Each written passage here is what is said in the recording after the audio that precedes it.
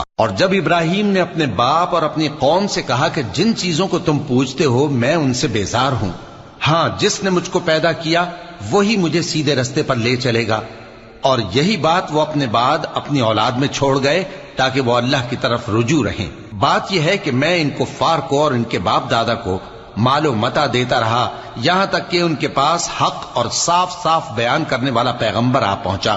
اور جب ان کے پاس حق یعنی قرآن آیا تو کہنے لگے کہ یہ تو جادو ہے اور ہم اس کو نہیں ماننے کے، اور یہ بھی کہنے لگے کہ یہ قرآن ان دونوں بستیوں یعنی مکے اور طائف میں سے کسی بڑے آدمی پر کیوں نازل نہ کیا گیا؟ کیا یہ لوگ تمہارے پروردگار کی رحمت کو بانٹتے ہیں؟ ہم نے ان میں ان کی معیشت کو دنیا کی زندگی میں تقسیم کر دیا اور ایک کے دوسرے پر درجے بلند کیے تاکہ ایک دوسرے سے خدمت لے، اور جو کچھ یہ جمع کرتے ہیں تمہارے پروردگار کی رحمت اس سے کہیں بہتر